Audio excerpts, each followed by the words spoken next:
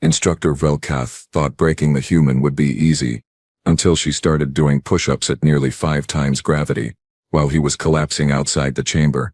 Instructor Velkath of the Centauri Prime Defense Corps had seen a lot in his 20 cycles of service at the Galactic Combat Academy. He had trained Craxian berserkers who could rip through steel plating with their bare claws. He had coached Veltraxian jump troops who could leap 50 meters in full combat gear. He had even supervised a class of Thernian shock troopers whose exoskeletons could withstand direct plasma fire. But humans were a joke.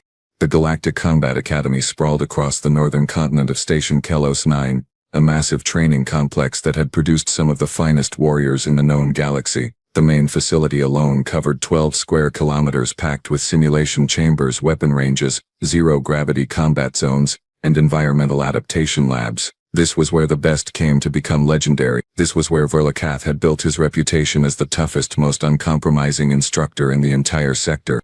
And now, apparently, this was where the Galactic Council had decided to send their newest member species for combat certification. Velkath's dual heart sank every time he looked at the human standing in front of him. Rebecca Torres. That was her name. She stood maybe 1.7 meters tall, which was pathetically short by any reasonable standard.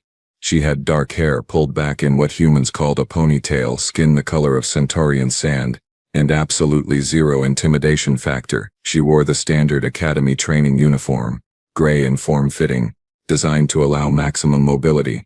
On a Craxian, the uniform looked terrifying. On a Veltraxian, it looked sleek and deadly. On Rebecca Torres, it looked like someone had dressed up a child for career day. Instructor Velkath, she said, extending her hand in that bizarre human greeting gesture. Looking forward to training with you, sir. Velkath looked at the offered hand like it might explode.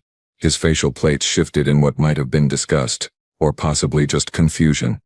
After an awkward moment, Rebecca lowered her hand, shrugging slightly. Perfect. She could not even handle a basic greeting rejection. This was going to be easier than he thought. The problem with humans, from Velkath's extensively researched perspective, was that they were soft, not just physically soft, though they absolutely were that too. No protective scales, no armored carapace, no subdermal plating, nothing. They were just wrapped in this thin layer of easily damaged tissue that tore if you looked at it wrong. But worse than that, they were mentally soft. They came from a paradise world called Earth, where apparently everything was just handed to them. Moderate temperatures, abundant food, gentle gravity, and no real predators to speak of. The intelligence report said that humans had reached the top of their food chain basically by accident, through some fluke of evolution that gave them opposable thumbs and oversized brains. They had never really had to fight for survival the way proper warrior species had. The Centauri, by contrast, had evolved on a brutal high-gravity world, where everything, and Velkath meant everything, was trying to kill you at all times. The plants were poisonous, the animals were venomous, the weather could strip flesh from bone, even the dirt had predatory microorganisms. The Centauri had earned their place in the galaxy through blood, sweat, and the corpses of countless ancestors who were not quite strong enough, not quite fast enough, not quite tough enough. And now humans thought they could just waltz into the Galactic Combat Academy and play soldier. Not on Velkath's watch. The training facility where he had scheduled today's session was in Sub-Level Theta, one of the Academy's specialized environmental chambers. It was a massive circular room, 50 meters in diameter, with walls made of reinforced Durasteel composite rated to withstand heavy weapons fire. The floor was covered in impact-absorbing gel mat, dark gray and slightly textured. Around the perimeter, observation windows allowed other instructors and students to watch training sessions, though most of them were currently empty. But not for long. Velkath had made sure to mention to several of his colleagues that the human would be training today. Word spread fast in the academy. By the time the session started, he expected a decent crowd. The best part, the environmental chamber was equipped with variable gravity plating. Standard setting was 1G, calibrated to galactic average, which most species found comfortable, but it could be adjusted anywhere from 0.5G all the way up to 5G depending on training requirements. And Velkath had a very specific training requirement in mind for Rebecca Torres. So, Rebecca said, looking around the chamber with apparent interest, "What are we working on today? Combat drills, endurance training, tactical scenarios, conditioning," Velkath said, his voice a rumbling bass that echoed slightly in the empty chamber. Basic physical conditioning. Before we can even consider advanced combat training, I need to assess your fundamental capabilities. Strength, endurance, reaction time, pain tolerance. Makes sense, Rebecca said, nodding agreeably. She rolled her shoulders, stretched her arms across her chest one at a time, and bounced slightly on her toes. I am ready when you are, instructor. Oh, she had no idea how ready he was. Within 10 minutes, the observation windows began filling up with spectators. Word had indeed spread quickly through the academy. Verlakath spotted at least 3 other instructors in the viewing gallery, along with a dozen students from various species. There were a pair of Craxians, their massive forms barely fitting through the doorway, scales gleaming under the artificial lighting. A cluster of Veltraxians huddled together, their insectoid heads tilting with curiosity. Even a few Dranathi had slithered up to the windows, their serpentine bodies coiling as they positioned themselves for the best view.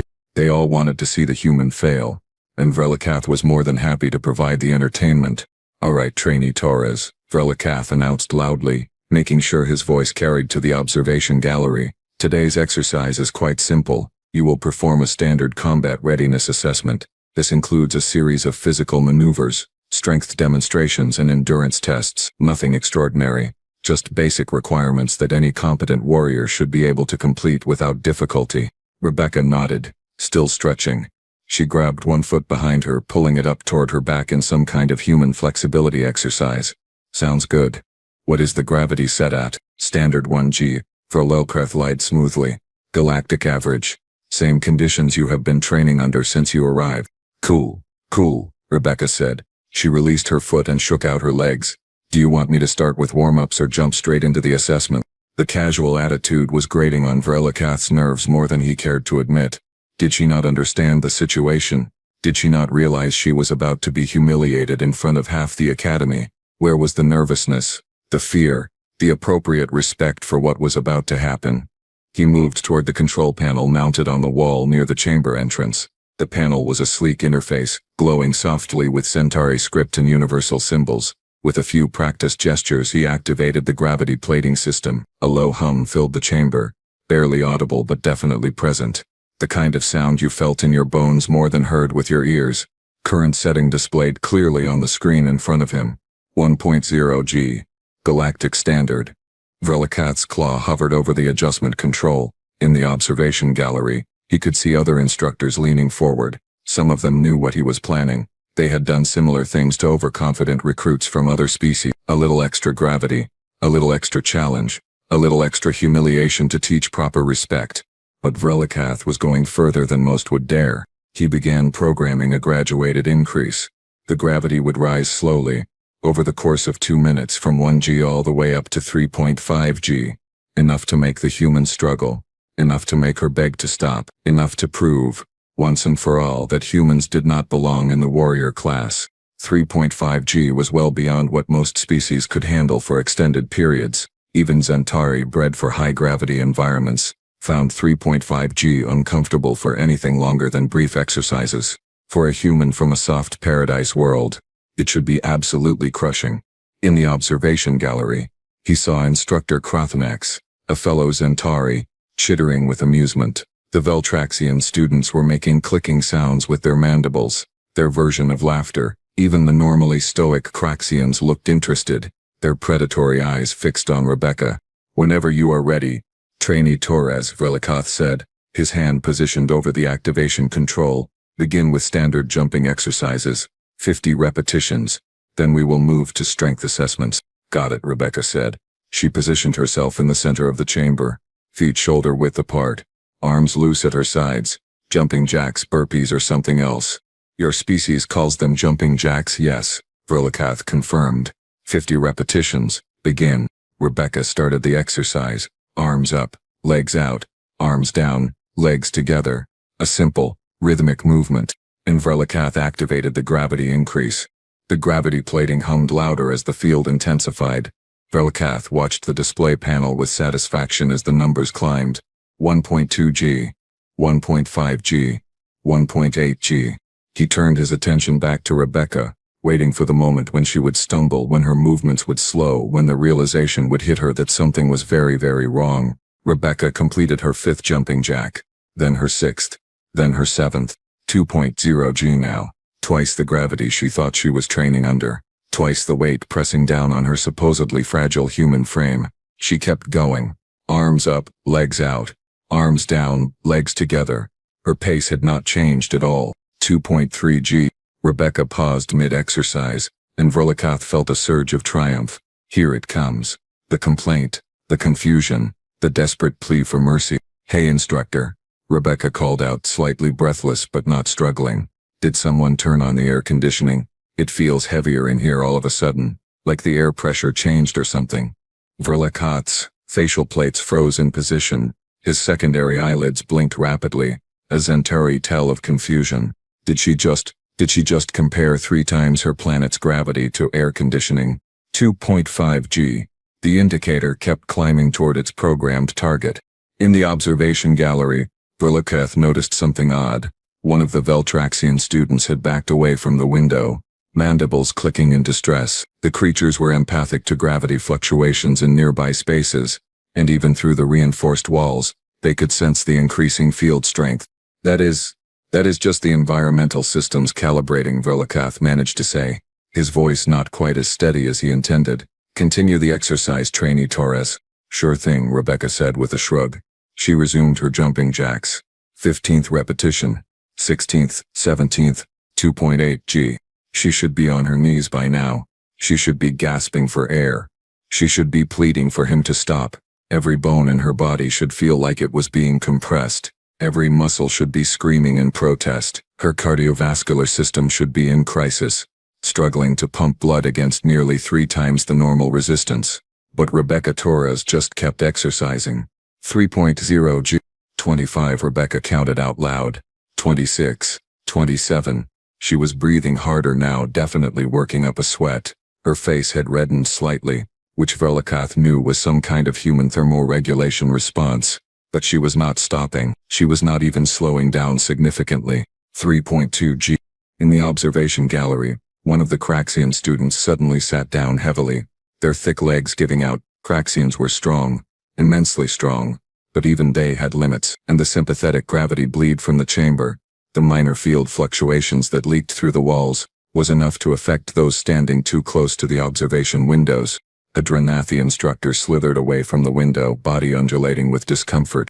3.5 G. Maximum programmed intensity reached. Rebecca finished her 50th jumping jack and stopped, hands on her hips, breathing moderately hard but absolutely infuriatingly upright and functional. "Okay, done. What is next on the assessment?" Verlakath stared at her. His mandibles hung slightly open, a position of pure bafflement.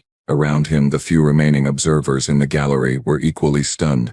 Instructor Krothnex had moved closer to the window, facial plates arranged in an expression of disbelief. You completed the exercise," Verlakath said dumbly. "Yeah?" Rebecca tilted her head, confused by his confusion. "You said 50 reps. I did 50 reps. Was I supposed to do more? I can keep going if you want." No, that is sufficient," Verlakath said. His brain was struggling to process what he had just witnessed. Next we will do strength training. Push-ups. 50 repetitions. Standard form. "On it," Rebecca said cheerfully. She dropped to the floor, positioned her hands shoulder-width apart, extended her legs behind her and began performing push-ups, under 3.5 times the gravity of her homeworld.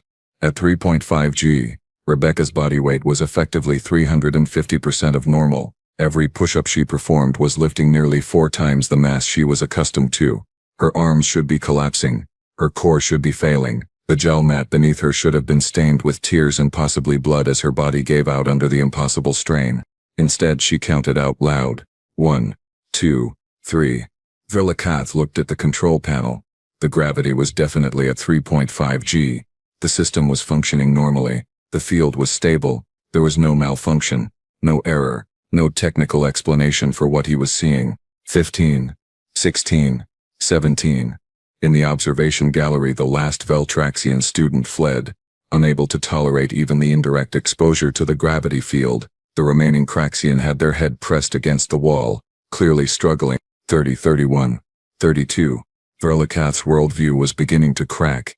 Everything he knew about humans, everything he had researched, everything he had been told by other instructors and intelligence reports in xenobiology databases, all of it was colliding with the impossible reality playing out in front of him. Rebecca Torres reached 50 push-ups and popped back up to her feet with barely a grunt of effort.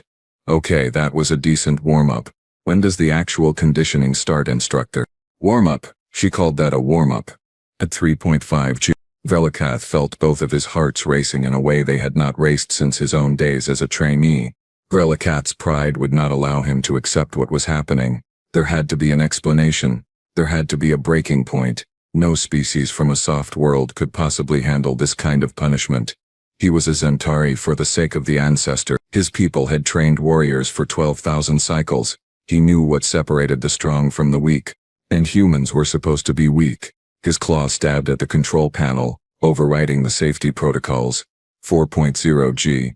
He would push it to 4G and finally this ridiculous display would end. The gravity plating whined slightly as it surged beyond its normal operational parameters. The hum deepened into something felt in the chest cavity. 4 times standard gravity. 4 times what Rebecca Torres should be able to withstand. Rebecca rolled her shoulders and stretched her neck from side to side. So, are we starting the actual conditioning part soon? Because I feel pretty warmed up now. Ready for the real stuff. Something inside Velikath's mind snapped, not broke, exactly. More like a fundamental assumption cracking down the middle, letting reality pour through the gap. He pulled up Rebecca's file on the control panel with shaking claws. He had skimmed it before. He admitted that now. He had seen human, seen the statistics, seen the soft tissue composition and lack of natural weapons, and he had assumed he knew everything he needed to know. Now he actually read it. Species designation, human. Homeworld, Earth, capital city, multiple, no central government.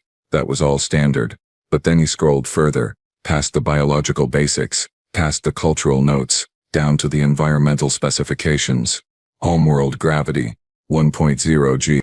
Velikath blinked.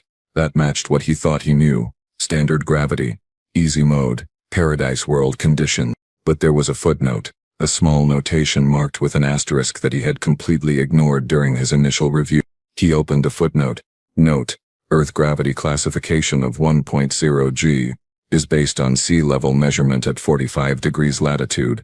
However, human evolution occurred primarily in variable gravity environments due to extreme elevation differences across continental land masses. Human ancestral populations adapted to altitudes ranging from sea level, 1.0 G, to high mountain regions exceeding 4,000 meters elevation, effective gravity 1.15 G, accounting for centrifugal effects and mass distribution. Additionally, Earth's significantly higher mass compared to galactic average planets results in stronger gravitational gradient effects. Humans regularly function in gravity wells ranging from 0.95 G to 1.1 G depending on latitude and elevation. Evolutionary adaptation includes enhanced cardiovascular efficiency, dense bone structure relative to body mass, and exceptional muscular endurance under sustained load. Velikath read it again, then a third time. The report continued. Further complicating assessment, Earth is classified as a Class 12 death world by Galactic Census Bureau standards. Atmospheric composition includes 21% free oxygen. An extreme fire hazard. Native predators include pursuit carnivores capable of sustained chase for multiple kilometers. Microbial life is universally hostile to non-native biology. Plant life produces contact toxins as standard defense mechanism. Weather patterns include electrical plasma discharge storms with enough energy to vaporize organic tissue. Geological activity produces seismic events capable of leveling cities. Coastal regions experience periodic gravitational wave phenomena, called tsunamis, with enough force to obliterate settlements. Magnetic field fluctuations cause navigational disruption. Radiation exposure at surface level is significant, due to stellar proximity and atmospheric composition. Class 12 Death World. Class 12 Death World. The Zentari homeworld was Class 11. In the training chamber, Rebecca had started doing lunges, deep lunges, at 4G, alternating legs, smooth, controlled movements. Her face was flushed and sweat was definitely running down her temples now, but she was doing lunges like she was in a casual gym session. In the observation gallery, the last Craxian had left. Instructor Krathanax remained, but he had moved to a chair at the back of the room, as far from the window as possible. The gravity bleed was affecting him badly. Verlakath could see his colleague's plates shifting in discomfort. Trainee Torres, Verlakath called out, his voice cracking slightly.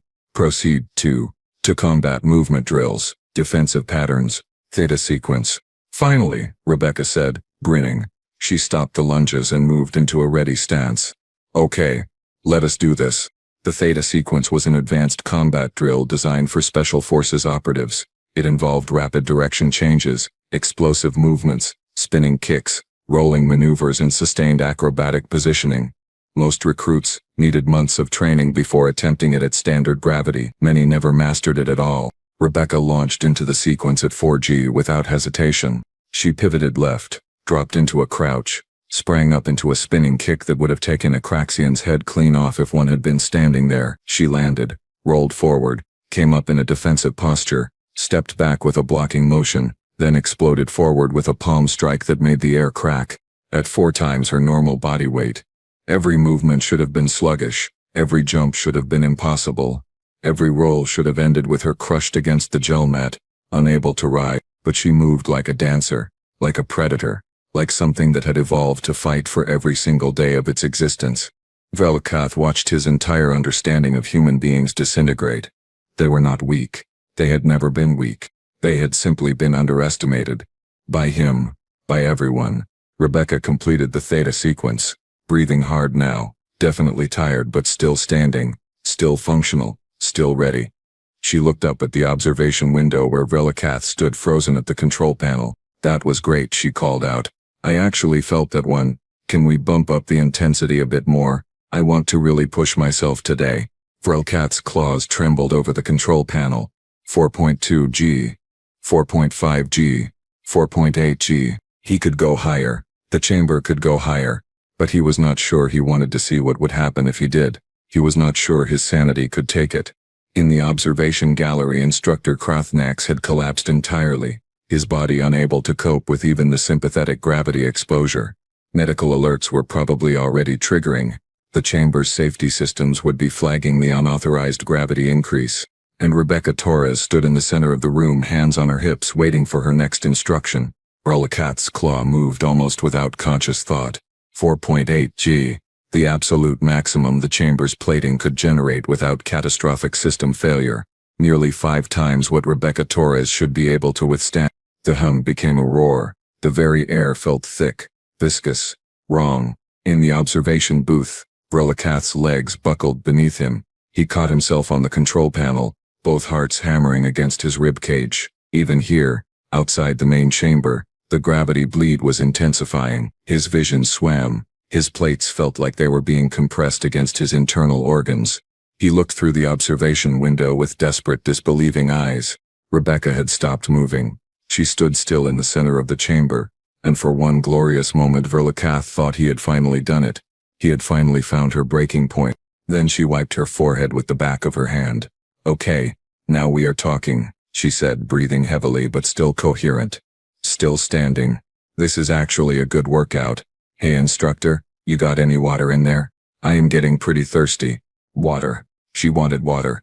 At 4.8G, this human wanted a beverage break.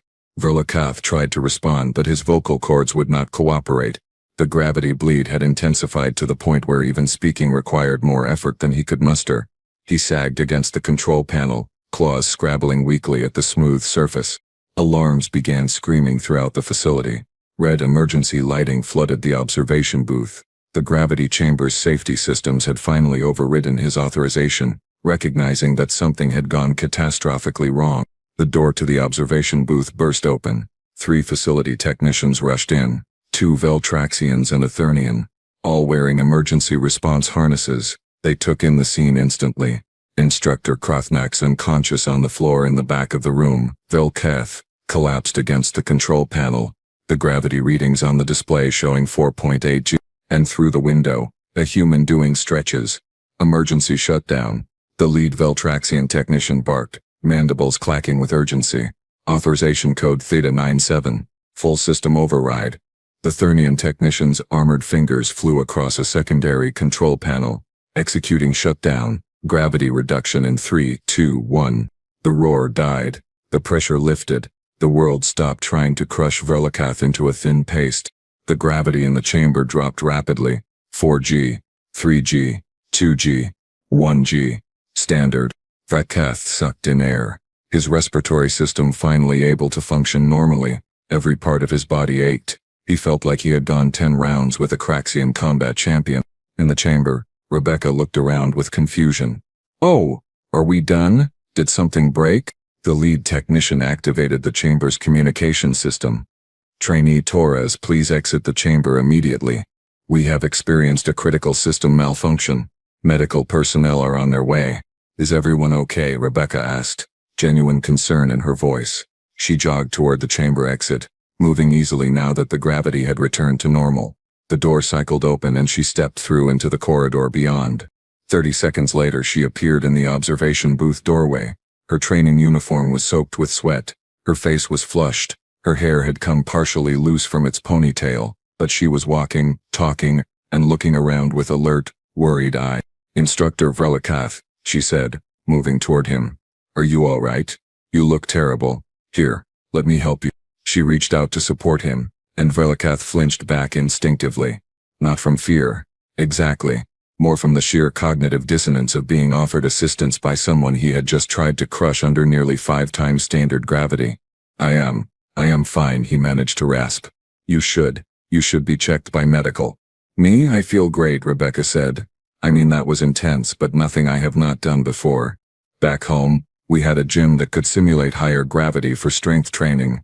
Coach Peterson used to run us through drills at 5G sometimes. Absolute killer workouts. 5G. They trained at 5G. Voluntarily. For fun. The observation booth door opened again and 2 more humans entered, both wearing academy training uniforms. One was a tall male with dark skin and a shaved head.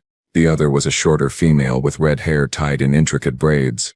Hey Becca, the male said casually. Heard there was some kind of emergency shutdown. Everything cool? Yeah, I think so, Chris, Rebecca replied. Some kind of gravity malfunction or something. The instructor does not look so good though. The red-haired female, whose name tag read Trainee Kimadiemi, glanced at the control panel and it still displayed readings. Her eyes widened slightly. 4.8 G. Damn, girl. No wonder you are sweating. That is a serious session, right? Rebecca laughed. It was actually pretty great. Been a while since I really felt the burn. A medical team arrived, hovering stretchers floating behind them.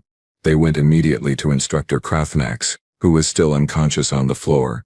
2 medics approached Verlakath, scanning him with diagnostic equipment. Instructor, your cardiovascular system is in distress, one medic reported. We need to get you to medical bay immediately. I am fine, Verlakath protested weakly. With respect, sir, you are not, the medic said firmly. 3 hours later, Verlakath lay in a medical bay bed, every muscle in his body screaming in protest. The doctors had pumped him full of regenerative compounds and cellular repair stimulants, but even Zentari medicine could not fix humiliation. Commander Thexler stood at the foot of his bed, all 4 arms crossed in a gesture of extreme disappointment. The commander was a Tieralian, a species known for their tactical brilliance and complete intolerance for stupidity. Explain to me, Instructor Verlakath, why you thought subjecting a trainee to nearly 5 times standard gravity without proper safety protocols or informed consent was an appropriate training methodology. The commander said, each word sharp enough to cut Durasteel. I believed that. Verlakath's voice failed him. What could he possibly say? That he had wanted to humiliate her, that he had assumed she was weak, that his pride had overridden every shred of common sense and professional responsibility he possessed. You did not read her file, Commander Thexler said flatly. Not completely, not carefully. You saw human and you made assumptions based on prejudice rather than data. The commander pulled up a holographic display, Rebecca's complete file floating in the air between them. Earth gravity, 1.0 G at sea level, but human evolutionary history spans dramatic elevation changes, atmospheric variations, and environmental extremes that would kill most spacefaring species. They evolved as endurance persistence hunters on a world where everything, and I mean everything, was actively trying to kill them. Their cardiovascular systems are overbuilt for their size, their bone density is exceptional, their muscular efficiency is remarkable, and their pain tolerance. The commander gestured at the data. Humans have a neurochemical response to physical stress that literally makes them enjoy suffering under certain conditions. They call it a runner's high. They seek out physical punishment for recreation. Instructor Verlakath closed his eyes. Of course they did. Trainee Torres has filed no complaint, Commander Thexler continued. She told the investigation team that she assumed it was an advanced conditioning protocol and that she appreciated the challenge. She asked when she could do it again. A strangled sound escaped Verlakath's throat. You are suspended from active instruction for 2 cycles, the commander said. You will undergo mandatory species sensitivity training. You will personally apologize to Trainee Torres, and you will assist in developing proper high-gravity conditioning protocols for human trainees, because apparently we need them. The commander turned to leave, then paused. Oh, and instructor, Trainee Torres volunteered to visit you during recovery. She brought you something humans call a fruit basket. She said she hopes you feel better soon. After the commander left, Verlakath stared at the ceiling of the medical bay, contemplating the ruins of his professional pride. He had spent 20 cycles training warriors. He had believed he understood strength, understood weakness, understood what separated the capable from the useless. And then a human had taught him the most important lesson of his career, while casually doing push-ups at 4.8 G. Humans were not weak. They had never been weak. They had simply evolved on a world so hostile, so brutal, so unrelenting, that what they considered normal would break most species. They were not soft. They were not fragile. They were not unprepared for the harshness of military life. They were, in fact, terrifyingly, incomprehensibly, absurdly overbuilt for it. And the most disturbing part, they did not even realize it. To them, this was just normal. This was just how things were. The galaxy's newest members, wandering around with death world conditioning, thinking they were average. Verlakath's plates shifted in what might have been the beginning of laughter, or possibly hysteria. Somewhere in the academy, Rebecca Torres was probably already back in training, asking when the real challenges would begin. And Verlakath, humbled and broken and wiser than he had been that morning, finally understood. The humans were not here to play soldier. They were already soldiers. They had been soldiers since before they left their nightmare planet. The rest of the galaxy just had not figured it out yet.